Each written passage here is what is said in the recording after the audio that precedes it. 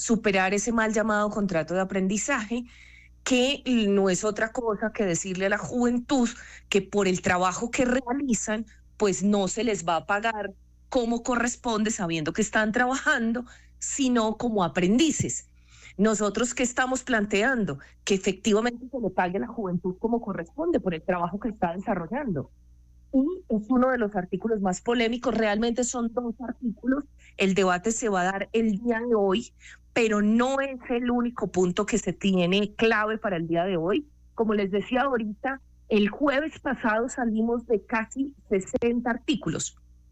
Perdimos el contrato agrario, que era una esperanza que teníamos para los trabajadores agrarios, no se pudo recuperar en la plenaria del Senado, pero vamos a volver. Ganamos, por ejemplo, la semana pasada, ganamos una cosa muy importante que el país no ha tenido y es estabilidad laboral para los artistas, los trabajadores del arte, toda la industria que tiene que ver con las artes, con los saberes, con la cultura, el diseñador, el creativo. Fue una lucha también para que se entendiera que la industria creativa necesita estabilidad laboral. Los promotores de cultura en cada uno de los municipios necesitan estabilidad laboral. Quienes están en una obra artística saben perfectamente que no les pagan los ensayos, que les pagan solamente el espectáculo al final. Y eso necesitamos regularlo. Ya quedó en el artículo 45 aprobado la semana pasada. Perdimos algunas cosas, pero ganamos otras, como les decía, y hoy entramos en el contrato de aprendizaje, en toda la discusión del SENA, entramos también en la discusión de las horas extras, es decir, vamos a definir, y tiene que salir el día de hoy, si es a partir de las 6, de las 7 de la noche, o cuál es la discusión y qué es lo que va a decidir el Congreso de la República en relación al tema de horas extras.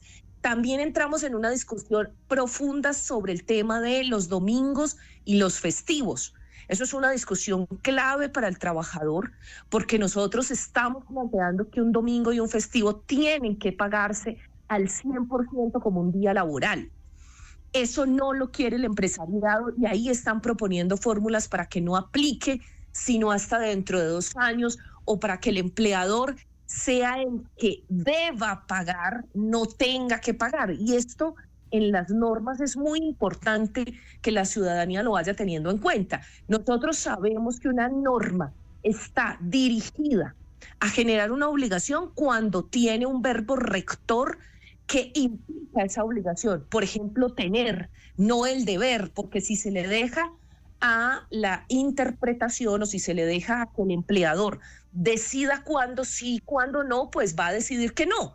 Y nosotros estamos revisando esos aspectos que vienen de la ponencia de la Comisión Cuarta, que tienen en riesgo la posibilidad de que efectivamente se genere una obligación por parte del empleador, y estamos pendientes de que el día de hoy salga ese grueso del debate y saquemos adelante la reforma laboral.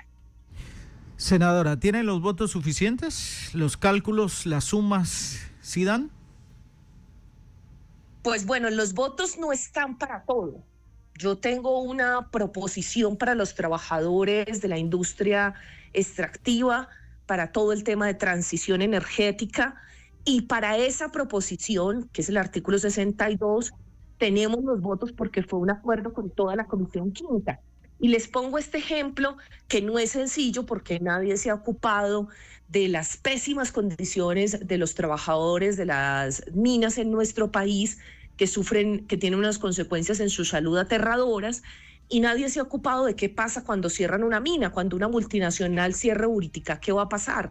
Cuando una multinacional cierre las minas que tenemos en Antioquia, por ejemplo, Mineros S.A. en el Bajo Cauca o Aris en el nordeste antioqueño, ¿qué sucede? Porque ya nos pasó en el Cesar y sencillamente despiden a 3.000, 8.000 personas de un día para otro, cerramos la mina, se acabó el material, ya no hay mineral y entonces todo el mundo para afuera. Lo que yo estoy proponiendo es que haya una etapa de transición, que cuando se haga el plan de cierre se incluya a los trabajadores, y en ese incluir a los trabajadores es dar alternativas, que no dejen a los trabajadores en la calle. Esa proposición nosotros tenemos, yo tengo acuerdo con Cambio Radical, con el Partido Conservador, pero hay otras, por eso esto se define artículo a artículo. No es lo mismo el debate sobre el SENA y las tensiones que hay en ese debate, los intereses que hay en ese debate, que, por ejemplo, hoy también vamos a definir el tema de los trabajadores del transporte, tanto del transporte de carga como del transporte de pasajeros, que es uno de los últimos artículos, el 70 y algo. Ese artículo tiene muchísima polémica porque hay mucho lobby de los dueños de las tractomulas, que eso les va a salir muy caro, que formalizar a los trabajadores del transporte de carga es muy costoso.